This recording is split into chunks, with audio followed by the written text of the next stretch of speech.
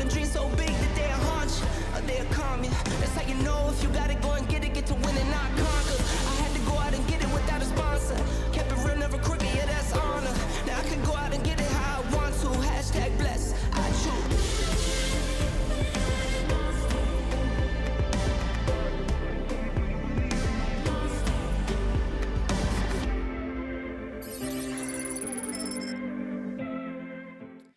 Good morning, Rumble, YouTube, and Twitter. Welcome back to the Ryan Matta Show. Today is Thursday, May 23rd. It is 10:03 p.m. I know we had a late night last night. We were going with Axel from Financial Physics until about 1 in the morning. So thank you guys that are up early with us and back here again. We greatly appreciate it. So if you could smash that like button. We have an amazing guest that's going to be joining us today. His name is Danile Prince. He's an author. He's a Bitcoiner. He's a friend, and he's going to be joining us over here. I want to promote a couple of his websites. We got Consensus over here, the KON.sensus.network. Daniel also has a book that is called Choose Life, and I'm going to leave links to all of these down in the description. And Daniel's Twitter is at Prince, PRINCEYSOV. Daniel, welcome to the show, my friend. Thank you for joining us today. Thanks for having me, Ryan. Appreciate it. I always like to start from the beginning and get to know you. So let's start from the very beginning. Where'd you grow up at? Southeast of England in the county called Essex. So about 30, 40 miles away from the east side of London and north of the River Thames. So yeah, that was where I was born and bred. What was it like growing up there as a kid? Very, very good. No real complaints at all. You know, it was just a normal run-of-the-mill commuter town. A couple of state schools in the town, which my brothers and I went through. Our whole schooling was all done there, and then the A levels. I don't know what equivalent that would be in the US, and then it was off to find some work after that. I hear you say brothers. You have a big family? 2 younger brothers, so there was 5 of us growing up. Yeah. 2 younger brothers, huh? So was the older brother the first one to find Bitcoin, or did the younger brother find Bitcoin first? That was me. Yeah, that was me. So do the younger brothers despise Bitcoin then, or is it No, they're stacking. In fact, my youngest brother, it's weird talking about them as my youngest brothers now when they're both in their 40s, but he has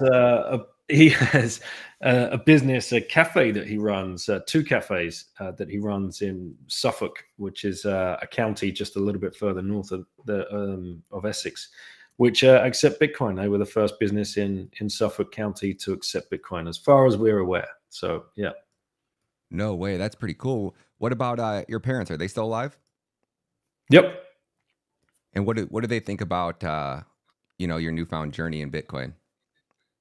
That's been a strange one for sure, but nowhere near as strange as the first step I took to finding Bitcoin was the strangest one for most people in my family and our close friend circles to understand.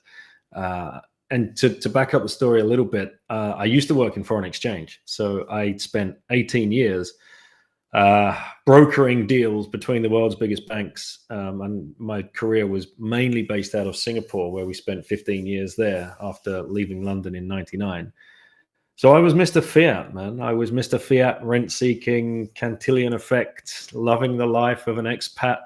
Everything was great, fine for me, brilliant, until you wake up one day and you realize you're running on a hamster wheel and you're just this tiny cog in this huge machine, and 18 years under your belt, you have no idea how the financial system really works, how it works, why it works. You just sat there on the phones all day long, just go, go, go, go, go. Nothing you can ever do is ever good enough for your bosses. And I read at the right time in my life, the 4-Hour Workweek by Tim Ferriss. Yeah, I see your reaction. So you've clearly read it too.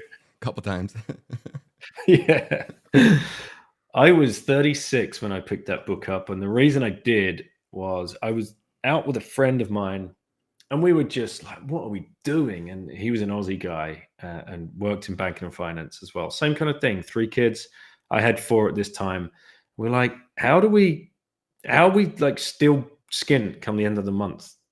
Aren't we supposed to be living like a really good lifestyle as expats in this country with really good paying jobs? And why do I never get to spend time with my wife? And why do I never get to see my kids? You know, why am I a lodger in my own home at the weekend? Like that, I get home most nights, the kids are in bed, and then I kiss them very lightly as I walk out so as not to wake them up. Like this isn't the way it should be. Surely not. Like how have we trapped ourselves? How have we painted ourselves into this corner? And he said, yeah, man, I read the book 4-Hour Work Week. You got to go pick it up. And I did. And I generally just brush this kind of stuff off, like in air quotes, self-help book. Yeah, not for me. Like, the charlatans trying to sell you the dream. But I went and picked that one up for whatever reason. And I could not stop turning the pages, man. Like it was unbelievable. It was truth bomb after truth bomb after truth bomb. So especially when he introduced the idea of living a deferred lifestyle, I'm like, that's me. I sit there every single day dreaming about when I'm 55, 65, 70, when I can be on the golf course and not sitting in like, my God, like what a trap. Like to think that that was an acceptable way to go through life, sitting there thinking, yeah, just another 20 years of this and you might be able to retire early. Unbelievable. So that book really turned my head upside down. It took 4 readings in 4 straight months. So I picked it up in November 2013. And by May 2014, we were gone, man. We'd taken the kids out of school. We'd given the keys back to the owner of the house, sold the car on the last day that we were in Singapore, packed our bags, and got on a plane. And yeah, that was goodbye. And that decision blew people's minds. They were like, "What are you doing? You're walking away from a perfectly good job, a perfectly good life. You're taking your kids out of school. Like, you know, this is so irresponsible. Where are you going to go? What are you going to do? Where are you going to get another job?" I didn't have answers to that, but I had an answer to what I didn't want to do, and I didn't want to spend any more time in that life. So yeah, we went, and that's why I wrote that. This is kind of an ode to the 4-Hour Work Week, but for the family guy, because the 4-Hour Work Week was very much aimed at like the 20 to 25-year-old entrepreneur that can become self-dependent, location independent, live from a laptop, do drop shipping businesses and all of that, which is great, still applies. And please go and read the book because it's excellent. It's freed so many people. But I wanted Tim and Tim especially actually, and other people to understand that book changed my life. And I was 36 and I had 4 kids. So if we can do it, and my wife and I can do it, then, and I was just an office jockey, then anybody could do it. And that's when we started traveling. We traveled long term with the 4 kids for 2.5 years, in the end, almost 3 years, where we were home swapping and home exchanging and house sitting our way around the world. Wow, that's a lot to unpack there. Yeah, there's lots of stories. So I'm curious, was when you first started reading that book and all you were having all those getting hit with all the truth bombs and having all the epiphanies, was this something that you had to get your wife on board with? Did you have to go get her to read the book, or were you the man of the house and she just trusted you and you were like, "Hey, we're going to do this," and she's like, "Okay"? Or was this something that you had to take time to like help her see what you were seeing? Yeah. So she had already been on the, I would get home from work, and probably a lot of people can resonate with what I'm about to say here. And she would start laying problems at the door. Like, the kids' schooling isn't good enough. I don't like this. This isn't right. You know, things are getting too expensive. Blah, blah, blah. And I'll be like, yo, I just got home. Mm-hmm. Like, please stop. And it would all fall on deaf ears because I just needed that time to unwind. And I just wanted to come home and have dinner and a glass of wine and fall into my dip in the sofa, watch a bit of television, because I knew I got to be up at 5:45 in the morning and, you know, So when I started reading the book and was reading out pages to her, she's like, yeah, I've been telling you this for ages. Yeah, I've been telling you this for a long, long time. Right. I'm like, yeah, okay, all right. Well, but listen to this.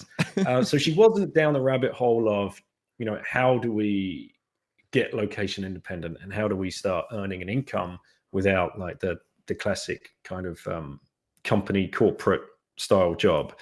But she was down the rabbit hole of a lot of things need to change because this isn't conducive to family life, what we're doing right now. And so it really needed unpacking for me. How can I build up the confidence to make this thing happen? And that was what the book was so good at doing, like, smashing down all of your excuses. And it was the fear setting exercise in particular in the 4-hour work week that really started unlocking everything for me. And obviously everybody's very familiar with a goal setting exercise. Write down your biggest 10 goals in life and put them on the mirror next to where you clean your teeth every morning and look at them and manifest these things to happen and blah, blah, blah. Powerful. A good thing to do. I completely resonate with that and urge anybody else to do it as well. But also what Tim is brilliant at doing is flipping everything on its head. So, well, instead of doing goal setting, do fear setting. Write down, literally write down, take the pen, get a piece of paper and write down your top 10 fears that are stopping you taking the next step that you want to achieve in life. And that could be anything. That could be a promotion to asking someone on a date to whatever, right? And for me, it was, how do I, what are my biggest fears of quitting corporate company job with a good salary, taking my kids out of school and just going on a travel trip? What are my biggest fears? And the number one fear was going bankrupt and ending up living under a bridge. That was everything that kept coming back to me. If I do this, we could lose everything. I'll never be able to get a job again. We're gonna end up homeless. We're gonna be that family living under the bridge begging. It's mad to think of, but that's what kept coming up. Mm-hmm. And the idea of the exercise is to write that down and then write out the 5 steps that you would take if that scenario should ever face you. What are the 5 steps that you would take to undo all of that? And you're like, well, okay, number 1, well, we'd never be homeless living under a bridge because between us, both of our parents were alive at the time. They had a house each with 3 spare bedrooms in. She has 2 brothers, so we got 4 brothers and their families have spare bedrooms. Well, okay, stupid fear. Gone. I can cross that one out. Never going to be homeless. And that we're going to be fed with hot food and with, cared for with people we love. Going bankrupt. Am I really going to blow an 18-year career's worth of savings on a 6-month trip? No, that's just not my personality or my wife's. So cross that one through. Never being able to get a job again. Well, what should you do? Pick up the phone, call ex-colleagues, follow the follow the footprints where they lead you, get networking. How long would that take? 5 to 6 phone calls maximum, most likely, before you find some real job opening or at least a foot in the door somewhere. So I could cross through that. And on it went. And then you realize the only thing standing in front of you is your monkey mind and the social construct around you, because all of these fears could be addressed very easily and very quickly. So once I'd done that, it's what's the biggest stumbling point for us both? And it was, again, it come down to the social construct around us and about the kids' education. And we're like, wow, okay, taking the kids out of school. I'd never thought about that before. I'd heard about homeschooling and hadn't really looked into it. Thought classic, standing in front of the kids at the kitchen table with a blackboard and, doing the lessons, being the math teacher, being the science teacher. And no, I'm not smart enough to do that. I'd never be able to teach my kids, blah, blah, blah. Fell into the trap of most people when they're thinking about homeschooling. That's not what it is. So we started, right, okay, let's do a bit of research into that. we stumbled across Sir Ken Robinson's TED Talk from 2006, and it's the most downloaded, widely watched TED Talk of all time. And it's titled, "Do Schools Kill Creativity?" And you watch that 15-minute speech from Sir Ken, and you're like, my God, what are we doing? What are we doing to kids? And then we went on and found family blogs for world schooling. Like, well, what is world schooling? Hadn't ever heard of it. And there was an article on Tim's blog. He used to run the 4-Hour Workweek blog. And there was an article from a family man, 3 kids, living in Bali, location independent, changed his whole career, changed his whole life, and we're traveling as a traveling family, world schooling on the go. And I read the blog and it blew my mind.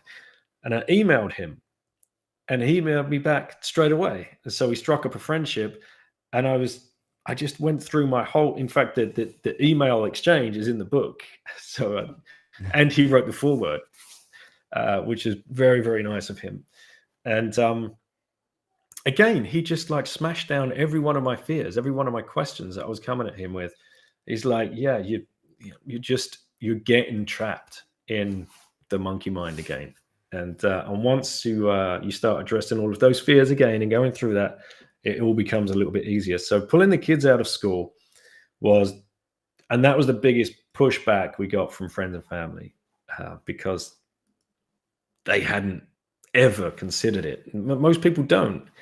You're born, you go to school, you get your job, you get the white picket fence, and then you're 60 or 70, then you get to retire, and you had a nice life.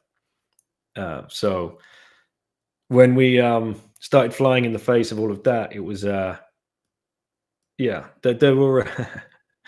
were tensions between some friends and family who thought we were going absolutely nuts. So when, I guess, to answer your original, when it came to talking about Bitcoin, I guess I'd kind of softened the blow a little bit with their change in lifestyle over the years. So at what point in this journey, you guys just left everything behind? Where did you start at? What was the first? Yeah. So we sold pretty much everything we owned. We kept particular pieces and that was, again, an interesting thing to do, because things that you thought you cherished, and again, I think Tim talked about it in the 4-Hour Workweek. As soon as it leaves the house, it's out of your mind, it's gone. And in fact, we were getting money in return, and we're like, okay, we're going to use this money to put forward to the trip over the next 6 to 9 months that we were initially planning. But it's just started giving you so much more room, not in your house, obviously physically in your house, but in your mind too, mentally. Like, so much stuff was just being taken away from you. So that all got sold. The stuff we wanted to keep, we just shipped it over to the UK, where it sat in an outhouse, my parents' place, for a while. And off we went traveling. So our first stop was in Koh Samui. And this is how we fell into the home swapping rabbit hole. Because when our first daughter was born, so 18 years ago, we were living in Singapore, obviously, had a little bit of extra cash. We're like, okay, what am I going to do with this? Let's invest in a holiday home. Now we've got a kid. Holidays are going to be different. Let's invest in a holiday home in Koh Samui, which is a very small island in Thailand, which we could reach in an hour and a half from Singapore. And because of the exchange rate, Thai baht against Singapore dollar at that time was very favorable, and it was a lot cheaper to buy a property there. So we're like, well, okay, let's do that. So we still have the property to this day, which is great. But we went there first for a few months, and I listed the home on a swapping website. It was called lovehomeswap.com. They've now been taken over by Home Exchange. And within a few days, we had an offer to swap from Sweden and Bulgaria, I think. I'm like, wow, like, this clearly works. So I started getting proactive and reaching out to other people. In fact, I even got hold of the CEO, Debbie Waskow, and had a call with her and explained what we're planning on doing. We're like, well, we've just done this, and now we're going to do this, and we're going to try and attempt to travel around the world home swapping wherever we go. And she was like, oh my God, this is amazing. She founded the company after watching the film The Holiday on a flight. You know, the film with Cameron Diaz and Kate Winslet in it. I don't know if you've ever seen it. I don't know if I've seen it. Right. Probably Okay. have. So it's called The Holiday, and they swap homes, and yeah, it's a pretty good rom-com. You know, if you're in with the missus. Wait, So let me make sure. So you bought a home in Thailand, and then you immediately were recently after listed it on this website. And the idea is that somebody in another state will just swap you homes. You still own that one, but you guys just let each other live in each other's homes, and you get to go to that country, and they come to your country. Is it a predetermined set of time before you go, or? okay. So the house we'd bought, like I said, we'd owned it 8 years before we quit and moved to Singapore, moved away from Singapore. So you list the house, and you can do this with any house. Like you can do the house that you live in, right? It really doesn't matter. And people can approach you and say, "We love the look of your house. We want to come to." And maybe they're coming for a wedding, maybe they're coming to visit family. Like you don't know why somebody would ever want to be in your part of the world, right? Yeah. So what I was doing, I was reaching out. We decided, right, okay, where do we want to go? Let's go to Australia and New Zealand. Let's go to Australia for 2-3 months. Let's go to New Zealand for 2 or 3 months. Right, fine. So I'm approaching as many people as I can in Australia and New Zealand just to see if we can get some home swaps. And sure enough, they start falling into place. So the way the site works is you could do literally a swap, those exact dates, like you're going to cross each other in the air as you fly to their place and they fly to your place and fly back again. Or you could prearrange different dates. So we're off to Oslo actually Thursday for the Human Rights Freedom Forum Foundation, and we're going into a home swap. Now, this family, they were in Koh Samui about 2 months ago, and we're going to go and use their house next week. So it doesn't have to be simultaneous. They're going to go stay with family, I think, down the road, so we can get the use of their home. But they got the use of our home in Thailand. So they had an incredible holiday. They loved it. They're really looking forward to meeting us next week. They're going to be there. They're going to greet us. They're going to show us how the house works, show us the local supermarkets, pubs, cafes, get all the good stuff that you get from the local knowledge. And then we'll stay there for 5 nights. And they stayed in our house longer. But for us, we don't mind because we're saving God knows how much on hotel. Because we'd need 2 hotel rooms minimum, right? There's 6 of us. And also on the site, there is a guest point option where people list the homes and you can approach them to go and stay there for points. And the points are within the system to that website. And people come and stay at our place in Koh Samui. Like, well, we're not planning on going to goodness knows where next year. So you can take our home for 10 days and it's this amount of guest points. They transfer the guest points to us, and then we can use those guest points to go and stay wherever we need to stay, wherever we want to stay. So it's very flexible. Oh, I see. So when you're renting it out, you're getting guest points, which means then you can use those guest points to choose any home. It doesn't have to be a direct swap, but it can be. Exactly. And there's, I think at last count, anywhere between 60 to 100,000 homes on the website. So like it just blows open your opportunities to travel. Is the size, the square footage of your home relevant, or is it just like, if you bought $1,000 shack and you get the same points as somebody that rents out their mansion, or how does that work? Yeah, so the guest points are they're on a sliding scale. You can set them wherever you want, and you find people within the community that they're very fair. Everyone's of a like mind. Nobody's trying to get one over each other.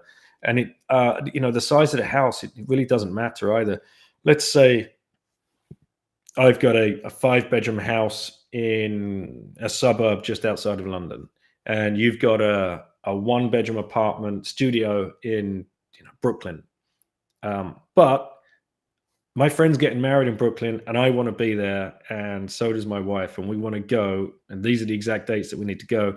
Yours is available, and you get to travel to London and get the 5-bedroom house with the, so it doesn't matter. Like, it's not like for like or anything like that. It like I said, you have no idea why people are gravitating towards your part of the world. And some people that they've told me all the time, oh, no one would ever want to come and live in this part of the world and visit here. Why would they visit?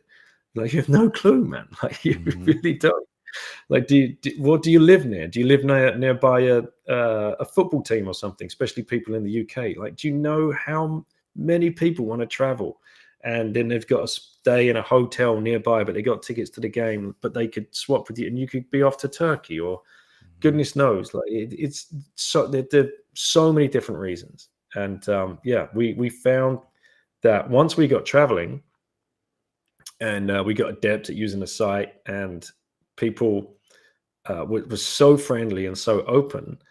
We home swapped across 17 or 18 different countries over the period of 2.5 years, and I think we'd made anywhere between 50 and 60 swaps during that time. And that's how we managed to go for so long, because there's no way in the world we could have gone for so long if we were paying for accommodation everywhere we went.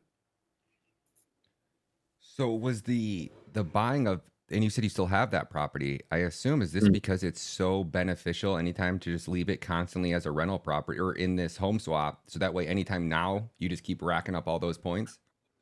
Exactly. So we've got so it's on a site with 20 other homes, which is managed, and so the management team there, that's in a rental pool, and so they can rent it out. But now with the home swapping, you find a completely different way of leveraging your property.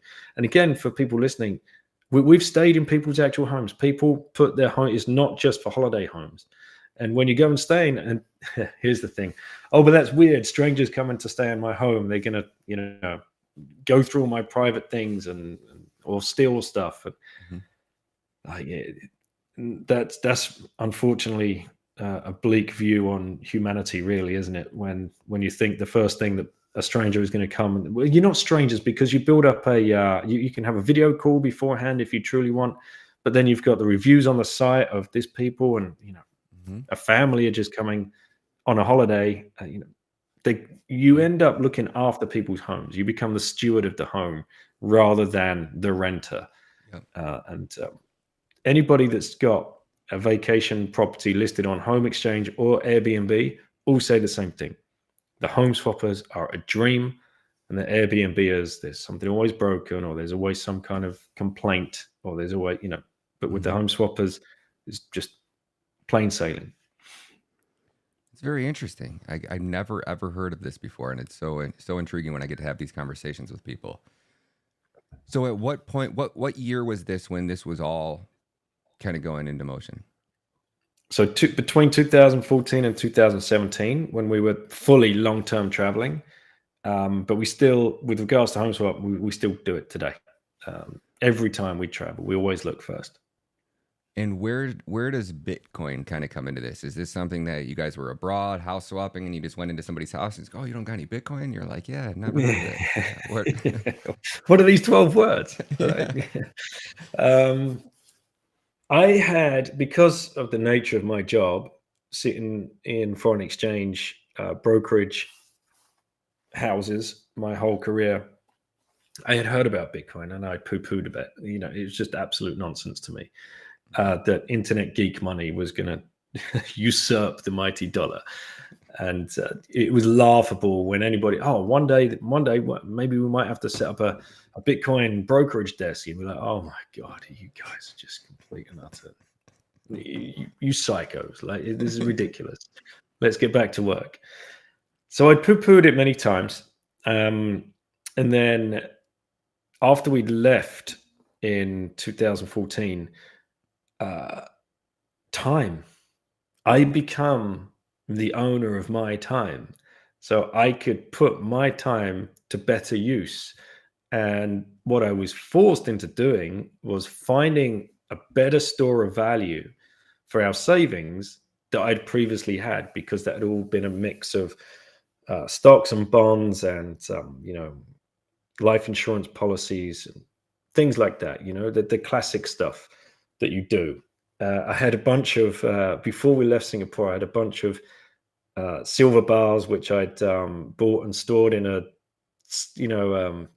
warehouse deposit company, thinking I was doing all the right thing, doing the precious metals things. I'd been down all the rabbit hole. Yeah, I got And I'd, some of those I'd right here. formed a friendship. Oh, I'd formed a friendship with Grant Williams, who was living in Singapore at the time. And for those of you that have not heard of Grant, he was the co-founder, the original co-founder of Real Vision. If any of your listeners are familiar with Real Vision, it was him and Raoul Pal that set Real Vision up. And unfortunately, Raoul's gone on his crypto shitcoinery. bonanza and shitcoinery, and Real Vision has turned into a real shit show, unfortunately. Yeah. But in the early days, incredible. And Grant was setting that up, and I become one of the first subscribers, one of the first paying members, because I wanted to listen to the interviews that they were conducting, because he told me who they were interviewing at. Long form interviews were like Jim Rogers and Kyle Bass and Mark Hart, and what on earth? You've had access to these guys, the guys we see for 2 minutes on CNBC. Like, yeah, long form interviews, and they would drop them every week on a Friday, if I remember rightly. And I would just lap this stuff up, and I couldn't get enough of it. And I was learning so much. And then I remember actually asking Grant, "Are you ever going to do anything on this Bitcoin stuff?" And he's like, "Yep, look out in a couple of weeks." What year was that? 2000, I want to say 15. Okay. Yeah. Early. And they had on Wences Cesares, Turademista, and Trace Mayer were the ones that really stuck out in my mind. All of them turned my heads upside down. I'm like, oh my God, I've been so blind. And I've really got to start actually looking into this now. So 2015, I spent God knows how many hours trying to get up to speed. Like everyone else, I thought I was late. I thought I'd missed the freaking train. Then I found Andreas, and I was just main draining Andreas Antonopoulos speeches, YouTube videos. Then his book came out. When was that? 2017, 18, maybe? I can't remember. Got that, devoured that. So it was just a gradual, whatever I could get my hands on. And that they were the people who really helped me see the light. But if it wasn't for the fact that I'd carved out that time by leaving my job and the rat race, I wouldn't have found it. I wouldn't have found it. And I would have still been, this is why my ex-colleagues are so, they still don't have it. And they don't feel they need it. And this is why Croesus, he wrote his article, why the yuppie elite slow to accept Bitcoin. I can't remember the exact title, but if you put in Croesus and yuppie elite, that article will come up, and it rings so true. So yeah, that was the journey, man. If it wasn't for diving in the deep end, quitting life or choosing life, which is what I named my book in the end, that I found the time to find Bitcoin. 2015, that's a beautiful time to find it. Like, a lot of people are just kind of skipping over it at that point. So that really made a monumental impact in your financial situation, your ability to live life. Walk me through, what was it? What was the first time that you're like, okay, I'm going to buy Bitcoin? Where, you remember what you were doing that day? And was it like were you all in at once, or was it like slowly, I'm going to kind of tiptoe into this thing, and then you started to get more conviction, you just started going all in like we all do? But no, I didn't go all in. I was very, very, very slowly dipping into it, back end of 2015, and then starting. The funniest purchase I ever remember was in a kid's soft play. You know, where they get all the ball pools and the slides and all the cushions, you can trampolines and all that kind of stuff. It was my twins' 5th birthday. Yeah. And I'm in there like on the Wi-Fi, like, oh my God, like just trying to make a transfer, like, shh, everybody, no, I'll come in a minute. I'll come on the trampoline in a minute, because I must have had an epiphany that morning, or I'd seen a YouTube video that night or something. You know what it's like when you're asleep and like you wake up, the Donald Duck meme, you wake up with the laser eyes on, like, I don't have enough Bitcoin. And this is all I could freaking think about that morning. And yeah, that was my favorite purchase. But I can't remember how much it was. Probably a couple of £1,000 worth or something. But it certainly wasn't, let's go freaking crazy, let's pile in. It was definitely a more dollar cost average style approach. Was there, back then we didn't have any of the Michael Saylors, you know, the Robert Breedloves out there really like preaching to the choir. What was it that caught your conviction in the very beginning? What helped build that conviction, I said, or who helped build that? The biggest penny that dropped for me was the fact that Wall Street was still ignoring it. And I couldn't believe it. I'm like, my God, I thought I was late, but these guys are still ignoring it. In fact, not ignoring it, that, you know, they're vehemently against it. Like, there's a financial asset here on the table that I can invest in before any of Wall Street. My God, like, what? Because up until that point, every other single investable financial asset had been created by Wall Street. And they would have had the jump on you because they created it. And it's like, you know, with any IPO on the stock exchange, you got to know, even if you're buying an IPO day, you are late to the game, very, very late to the game. And the fact that there was an investable asset and Wall Street weren't part of it, they'd not crafted it, they were against it, and they weren't investing in it. And I knew one day they're going to have to. I'm like, I can't believe I get to front run Wall Street. And that was an incredible moment of clarity. And I can't remember who or why, maybe that was an interview with Mark Hart on Real Vision. But it's certain. So, like I said, you know, I'd started buying back in 2015, but building the conviction, that all just slowly started unraveling. And then once that penny dropped, that's when I was like, oh shit, we've got to move up into a higher gear here, because this, you know, this is not. So I love the old saying, you know, you come for the money and stay for the money.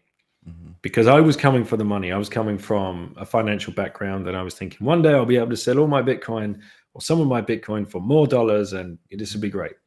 But at some point during the rest of your journey, through your conviction journey, you realize, wow, I come for the money, i.e. I'm coming for the mad gains, but now I'm staying here. I'm staying for the money because Bitcoin is the money. It's the money. Like, this is it now. This is it going forward. And I don't want the dollars back, and I don't want the euros, and I don't want the pounds. I just want the Bitcoin. And one day Bitcoin, you know, it will become easily spendable, and people, goods and services providers are going to, in fact, give discounts. They're going to demand that their time and energy is respected in the best form of money. And to hold the best form of money is what's going to hold myself and my family and my family's family in good stead for the next goodness knows how long, generations. You rode it through 2015. You were buying Bitcoin in 2015. I remember I was mining ETH, you know, and it was like $2 in 2015. What was it like for you going into that? 2017 bull run. Was there ever a point where, Bitcoin probably, what was it, like 500 back then, and then it ran up to like, 3, 4, 5. What was it like riding that up? Did you have a point where you're like, shit, man, this thing's like, this is so much money. Should I sell it right now? Or did you ride it all the way up and then ride it all the way back down? So I got caught up in the 2017 shitcoinery phase. And my old self, because I'd been taught my whole investing career, diversify, diversify, diversify. Don't keep all of your eggs in one basket. And what I was seeing was, oh my God, yeah, my eggs are in one basket. This is crazy. Maybe I should diversify. And I remember switching out of some Bitcoin to go into Ethereum and Litecoin and Doge. No, not Doge, Dash. Dash. I remember Dash back then. Yep. Oh my goodness. And they are the battle scars. It's even written in the book, actually, because you have to wear the shame on your sleeve. And the only reason I was doing it was purely because it hadn't clicked in my mind that I was holding the best investable asset ever discovered by humanity. And that was all part of the journey. I suppose you have to go through that and live some pain.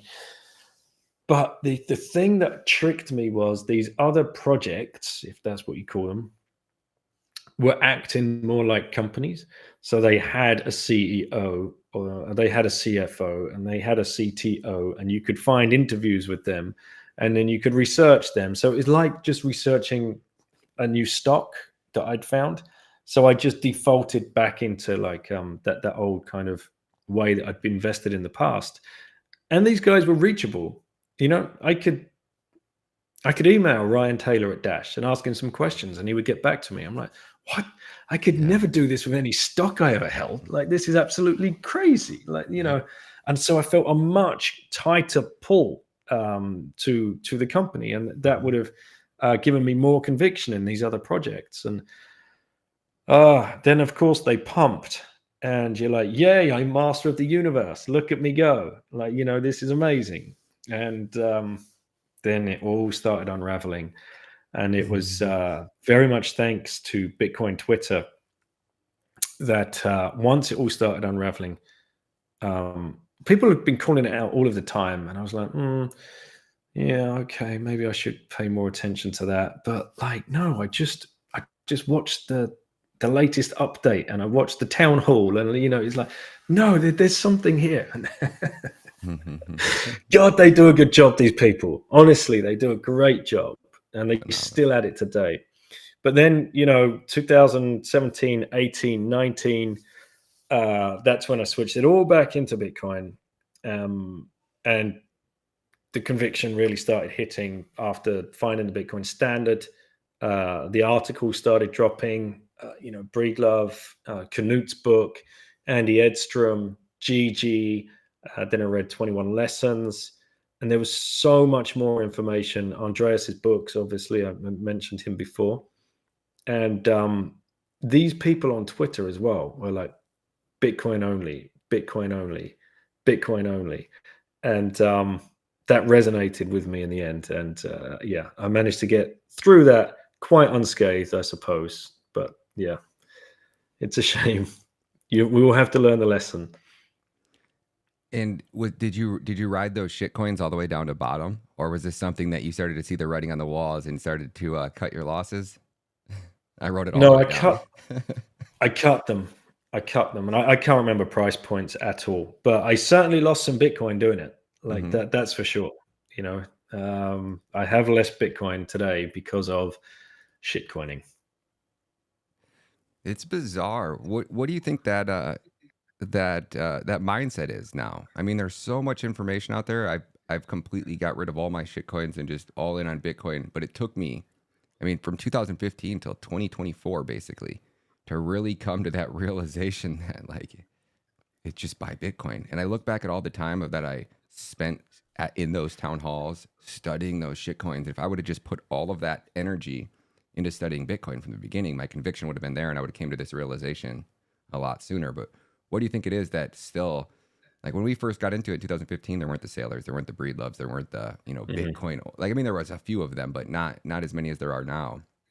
What do you think keeps people going back to shitcoining now that we have all that information out here? Well, the shitcoiners are so well funded, and when you've got a venture capitalist ready to write you a check for 5, 10, 15, 20 million dollars, whatever it is, the first thing you're going to do is go hard on marketing, and you're going to start these Telegram groups and whatever, and you're going to hire marketing firms to get your crypto. You're the next best thing out there. You're going to get the narrative nicely ironed out. You're going to get spots on influencer YouTube channels.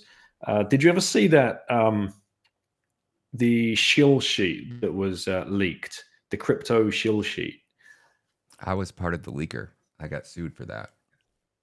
What? I got sued by BitBoy and Crypto Banter for exposing. I exposed like the whole, not me personally, Zach XBT did that, but then I blew it up in a crypto exposed video for exposing how like I worked for that PR firm, that Luna PR that had that list. And after a while of just working for them and promoting these projects, like there was so many that I turned down because I looked at what they wanted me to promote. And I was like, I can't even convince myself to buy this. Like, and I wouldn't tell people to go buy it. I would make tutorials like, oh, this is a website. This is how you can buy it. I wasn't shilling their coin, like saying this coin's going to 100x, but they would pay me more if I would have. But they wanted to control like the titles. Basically, these PR firms, there's this whole network of crypto influencers. There's probably 20 to 100 of them. They find the newest ones that are just starting. Anybody that has any traction, they basically recruit you. And like Shitcoin A will go to Luna PR and they'll be like, hey, we want you to be our PR firm, because the PR firms have contacts with all the exchanges. And if you can't get your coin listed on an exchange, your coin's going to drop, right? You got to have liquidity in multiple places or it'll just pump and completely collapse. So you go to the PR firm and they have different packages, 5,000, 10,000, 20,000, or 100,000.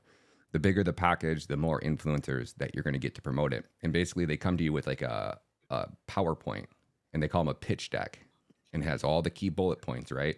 And then you are all scheduled to release your video on basically on the same day. And I'm just one person. Like I didn't realize this at first. I didn't know there was 10 other people out there that were making a video on the exact same coin, releasing it on the exact same day with the exact same titles. It took me probably like 6 months of turning down projects and then kind of seeing all the writing on the walls, and then starting to realize that like I went back and I was like, oh, let me go back and do some research and see what those coins did that they paid me to market. And I went back over the last like 6 months, and there was like 6 or 8 projects that all went to zero after the videos launched. And then I started going on YouTube and searching those coins to see who else was promoting them. And I seen the same people. And then I went to the next coin, same people. Next coin. And it just kept getting bigger and bigger and bigger. At first it was like 4 influencers, and it was 8 influencers, and it was 10 influencers, and it was just like this huge network. And then we got access to that list and it all clicked. And I was like, this is how the game's played. It's not just the influencers, there's a PR firm. So the day I dropped the exposed video, Luna PR had just bought Cointelegram. So I just went, and that was $1 billion purchase, right? I didn't really realize the Goliath that I was going up against when I dropped that video. Within 24 hours, they had paid somebody at Twitter to bypass my 2FA. They had hacked into my Twitter, changed my email. 2 days later, they got my Instagram completely suspended. Went home to reset all my passwords. They were already into my home network. So I was displaying like the QR codes for the 2FA on my screen, and I reset like 8 different emails. I only didn't reset one, just by sheer luck. The next morning I woke up, every single email was changed. All my passwords, everything was changed. All my YouTube accounts were shut down. And then, and then like the next day within like 3 days later, I got served by BitBoy. And then I got served a couple days later by Crypto Banter. And then I just realized it cost me about $5,000 in attorney fees just to have these things basically squashed. There were cease and desist, so I probably didn't technically need to have an attorney. I probably could have told them to fuck off, but I didn't know at the time. So yeah, I know what list you're talking about. Whoa, man. Mm-hmm. That's when I realized that it's not like the game isn't make a shitcoin and dump a shitcoin. Like the pump and dump game, that was 2015. The ICOs were 2017, right? The new game is create a shitcoin, hire a PR firm to market it, intend it to be a legit business. You give the PR firm $20,000, they can pump sales, right? And they can pump your coin up to a couple millions of dollars, sometimes even hundreds of millions of dollars. That allows you to take out some exit liquidity, and then you hire your boys to run it, and you put yourself on the board as an advisor, and you pay yourself extremely large salaries to do the job. You're not dumping your tokens that you got, you're selling your salary, right? You're paying yourself as an employee. So you basically pump a project up, and then you just pay yourself extremely large amounts of money, and you just sell your tokens for that you're paid to work for the company, and you dump those on everybody, and you can just let the company just die. And the attorneys, because when I dropped this video, the attorneys for the CTFC, like you have the SEC in America, then you have the CTFC. The attorneys from the CTFC were calling me on the phone with like the head investigator for me to try to explain how these Ponzi schemes were working, because it's not the days of like, we're going to pump and dump on you. We're going to create something that looks like a real business, or we're going to go buy.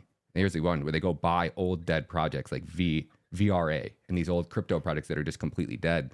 They'll buy them. They'll put a whole team behind them of influencers, and they'll say they're going to revamp it and they're going to bring this project back to life. And it already has a decent community behind it. And then they pump it up, and then they just sell their tokens that they're paying themselves to manage the project and dump it on everybody. And unless the CTFC guy said basically, unless I have a text message from one of these guys saying, hey, this is how we're going to do this scam, they're basically like, you can't prove that that's what their intentions were. So there's no crime here unless you can prove it. And these people are all in different countries and running these blockchains from outside the United States. So basically there's nothing you can do about it. These PR firms make billions of dollars every year, and none of the projects ever go anywhere. That's wild. And that's what we're up against. Mm-hmm. Just endless amounts of money. Yeah, you look at somebody like Polygon, right, or Solana, right? They have the ability to get partnerships with large corporations. Like look at Starbucks, for example, right? Starbucks partnered with Polygon last year. Well, what does that mean? That means that Starbucks probably bought $1 million worth of Polygon and took that $1 million out of supply. But then the Polygon team went right back there and then helped them take that Polygon and put it into a validator. And now they're making block rewards running a validator, and they're getting paid ungodly amounts. Like I went through and did breakdowns on all the top layer 1 blockchains and how much their validator rewards are making. And those validators, there's only like a few hundred sometimes. Sometimes there's only like 200, or there's maybe 1,000 or a couple thousand max, but those are all ran by like the team, the employees, right? So you have this small group of people that are making all the block rewards, and it's billions and billions of dollars. And then you look at somebody like HBAR, and they have their consortium, and their consortium are the only people that can run validators. And you're looking at who's running those validators. And you're looking at LG, Verizon, T-Mobile, right? All these big legacy corporations, and it's like that's what you call decentralized. That's I couldn't wrap my head around it. So yeah, that's basically it, man. It's you're up against a lot, because they can just go and hand out a validator to any business and sign a contract, and all of a sudden it makes Polygon look like it's something big because they have a partnership with Starbucks and they have a partnership with Nike and Amazon and all these other key places. But really, they're just paying these people. You're doing all the work. You're using the network. These people are getting all the rewards from it. And they're very, oh man, all of these. I had a guy come on the show who, I can't remember his acronym now. Pseudonym on Twitter, but he infiltrated one of the shitcoins to try and figure out what was going on. So he ended up becoming, like, he got promoted in air quotes to like run the community, like the Telegram groups and the Telegram channels that they have, and just keep attracting people in there and keep dropping big news, new announcements coming soon, all of this kind of stuff, answering questions if people ever had any kind of doubts. Yeah, he's like, dude, there's some bad stuff going on behind the scenes. And that was back in a couple of years ago that he talked about it.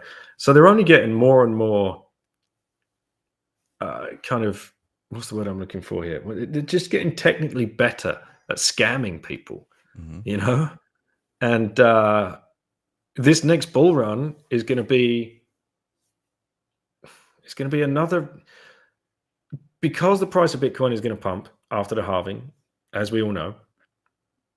That is going to bring in so many new eyes, so many new people, so many more desperate people that are living hand to mouth and are just looking for something, just for something to store their value in.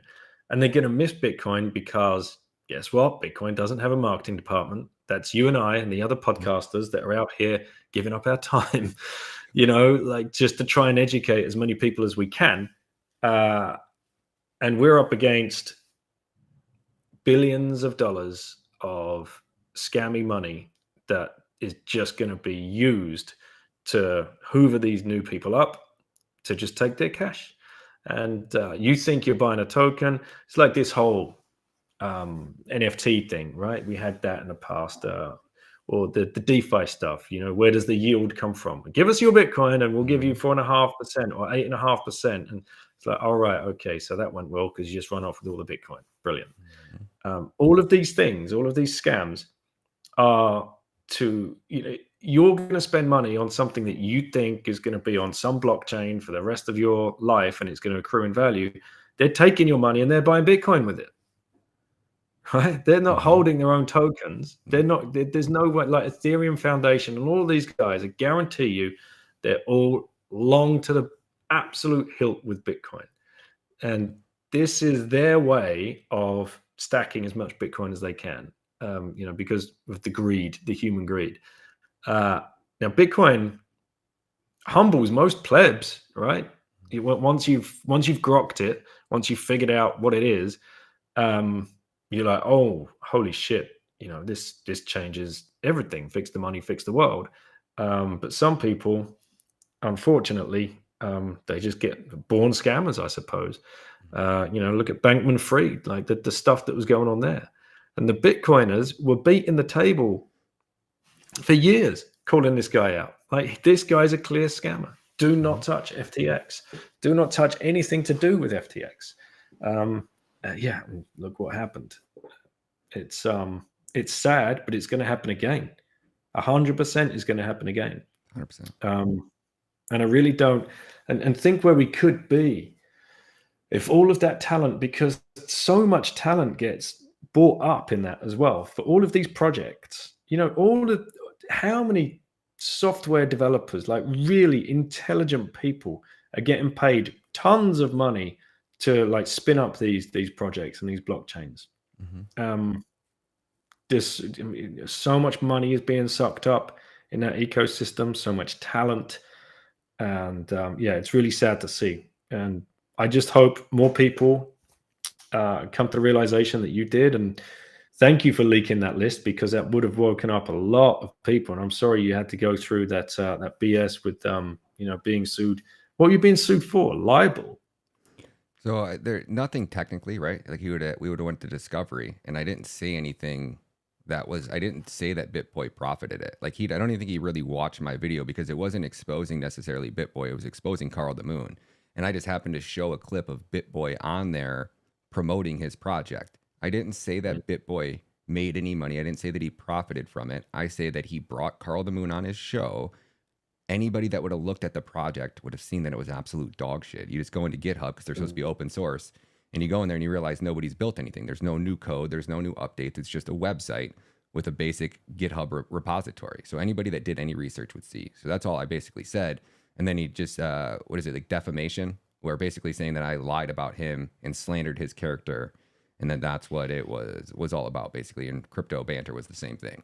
But if I would have, number one, I'm watching these guys just making millions of dollars, right? I know that based off their affiliate commissions, because I work for some of the same companies, about how much money they were bringing in, just ballpark. But it was like Bitcoins a day, right? And I'm over here making scraps, So it's like, even if I'm in the right, just the $10, $20, $30,000 in attorney fees to actually go to court and fight that all the way would have crippled me, where they can just, piss away money. They're making all this money. So I just basically said, okay, I'll just take the video down and we'll call it good. And that's all they wanted.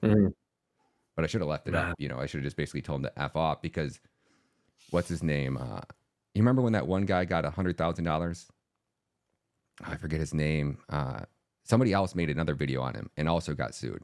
But this person basically said, well, I'm going to fight you for it. Atozi made a BitBoy exposed video, and then BitBoy sued him after that. And he went public with the lawsuit, right? I just squashed mine. He went public with it, made a YouTube video about it, and then all of a sudden somebody started to give and go, and one person donated $100,000. So then the next day, BitBoy basically dropped the lawsuit. It's like, oh, I'm sorry, it was just my family and like some lame. He just basically got like punked into dropping the lawsuit, and I was like, wow, I guess I should have did that, you know. But yeah, man, like you had touched on FTX a little bit, and you know what, when you start peeling back this onion, what a lot of people don't really realize in the crypto space, what's happening with the shitcoinery is you really have a couple big key players who are basically the central banks of crypto, right? So Digital Currency Group, Barry Silver, right? This guy owns everything. He owns he's not owns technically, but he has enough controlling shares in to basically that, like, if he sells them, like if Digital Currency Group were to dump all their coins, the companies go to zero. But they own the exchanges, they own the marketing, right? They own the news agencies. They own CoinDesk, which is the largest crypto news aggregator in the game. They own the analytical company, Chain Analytics. So Chain Analytics is creating the analytical data that's then given to the United States government for them to make regulations. So obviously, they're most likely reporting in favorable of the companies that they have controlling shares of, right? And they give these reports to the United States government every month. Then they own the basically the PR firms. They own the borrowing and lending protocols. So they basically have exchanges like FTX will launch a coin. He'll wash trade it between exchanges, pump the price up. They own controlling shares of that coin. And instead of selling them and dumping them on the market, they move them over to one of their just garbage borrowing and lending protocols. They stake them there. And then these other plebs that they've conned into putting their Bitcoin on that exchange, then they borrow their Bitcoin, right? And they've just put up a basically garbage token. So even if it goes to zero and they get liquidated, they've already got the Bitcoin out of, you know what I'm saying? So it's like a perfect little scam world where they own everything. So it's like, I don't know how to explain it to people, but like that's what really woke me up, was realizing that like nothing here is decentralized. You got a centralized power that controls every crypto project. They own a majority of the Ethereum, a majority of the Solana, a majority of this. And you just go on to, you know, crypto rich list or whatever it is, and you start to see that like, you know, 1% of wallets control like 99% of the coins. And you're like, okay, I get it. I see how this game's being played. And then you just wake up and you're like, it's just Bitcoin only. Yes, sir, it is. And hopefully people watching that will understand now why it's Bitcoin only, because, you know, and self-custodied Bitcoin only. Because if you are leaving it on the exchange or the app that you're using to buy it, it's not yours. And that's why, you know, you've got to get yourself a hardware wallet or a signing device and just take control and get those 12 or 24 words, and then it's yours. And yeah, you'll sleep a lot sounder at night once you've taken complete self-custody of your Bitcoin. I can't stress that enough. I've left. I thought, you know, diversifying meant keeping your crypto on multiple exchanges back in 2017. And, learned that lesson the hard way, to say the least. So, you know, not your keys, not your crypto. I'm like, oh, I'll put it on multiple exchanges. That way I'm good, right? You know, no, 2 of them went down. So 2 of the 3 I was on. So I've learned a lot of hard lessons here, man. And I think that's what's nice about having these conversations with people like you. You learn hopefully from people's other people's mistakes, and you end up not making them yourself. But I know I want to be respectful of your time. We're going on that 1 hour mark. Tell us about your businesses. Tell us where everybody can find you. Tell us about your podcast. I want to hear about it all. And I got links for everything down below in the description. So if you guys want to follow along, and I suggest you do. Sure, absolutely. Well, yeah, as said, the book here is Choose Life, and I wrote that back in 2017. There's not much about Bitcoin in there at all. It was, you know, about our journey and making the decisions that we made and how we did it and why we did it. And I hope that anybody that is listening and is interested in changing their lives, then this is probably one of the tools of many that you would probably find some value in. So that's great. And if you go to that website that you're showing there and use the code BITTEN, BITTEN, you'll get 10% discount on my book and any other book on there. And there are brilliant authors on there. Consensus or bitcoinbook.shop is the link. They're trying to translate as many Bitcoin books or books about Bitcoin and freedom and liberty as they can into as many different languages. So you can find my book there in Spanish as well. But they've got Saifedean's books up there. They've got Knut's books up there. They've got many great authors up there. So use the code BITTEN and you'll get 10% off. And if you pay in Bitcoin via the Lightning Network, you'll get another 10% off. So please don't head over to Amazon, buy your books, and do your research via a Bitcoin focused company.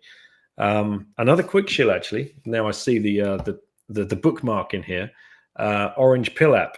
If you head over to Orange Pill app and you want to find and meet some other Bitcoiners, this is the place to do it. And it's a paid app, and it's paid because we want it to be full signal. So as few bots as possible and scammers as possible. We just want it to be Bitcoin only signal. So there's about 10,000 Bitcoiners on there at the moment, all over the world. Events are listed. So your local Bitcoin meetup, you can go and find that, or start a meetup and get it listed up on Orange Pill app. There's even merchants now, so you can find who's accepting Bitcoin. And, it's a full chat system, and you can just connect with Bitcoiners all over the world. And it will show you, once you've downloaded the app, it will show you who's closest to you.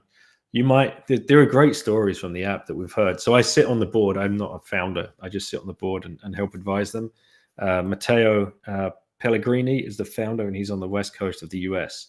And we've had some great stories where people, they download the app and they realize there's a Bitcoiner, like a maxi, 5 miles away from me. They're straight on the phone to me. Let's go meet for coffee. How on earth did we not know each other? So yeah. There's even now, there's been a wedding proposal between two of the members there. Funnily enough, the girl refused to join Orange Pill app. She's a friend of ours, and she refused to join it. No, this is awful, dating app, it's like a Grinder, and for Bitcoin. But she's gone and found her significant other on there, which is amazing. And just so many great, cool little stories. So go check out Orange Pill app as well. My podcast, Once Bitten. I've been doing it for 4.5 years. My daughter, Lauren, she asks the first question of every show. We've got the YouTube channel going now as well. So that's being updated as and when I can. But the audio you can listen to across all platforms. I push people to go and try Fountain app. Fountain app is a great place to listen to podcasts. You support a Bitcoin only company, and you can stream Lightning payments as you're listening, or on some shows you can even earn Satoshis whilst you're listening. So it's a value for value platform, and it's better than the Spotify and wherever else. So this Fountain right app, that's the one. Yeah. Cool. And I think that's it, man. What about your Twitter? Yeah, there you go. Princey SOV, and SOV stands for store of value, because that's what Bitcoin is going to mean to people. When you first come and figure out Bitcoin, you're like, oh my God, this is a store of value. And that is something we all sorely need, every single one of us. And that's where you'll find my my tweets and musings over on Twitter. Well, Daniel, it was an honor having you on the show today, man. I greatly appreciate you joining us, and I look forward to having you back on anytime you want to come on. You got my link tree now, so feel free to just book an interview anytime you want to come back, or if there's a story you want to talk about. I'd love to have you back on anytime. I really enjoyed this conversation. Thanks, Ryan. Thanks for everything you're doing, man. It's really important that we have more and more people, more creators in the Bitcoin only space. It's like you said, it's a lonely old place out there. I know a lot of people are, there's loads of Bitcoin podcasts. There is not. There's nowhere near enough, nor are there near enough books or articles or YouTube videos or songs or artwork. We need as much as we can, and appreciate everything you're doing. Thank you for having me on. You got it, man. God bless you. Hopefully you have a great day. Look forward to seeing you back soon. See ya. Run.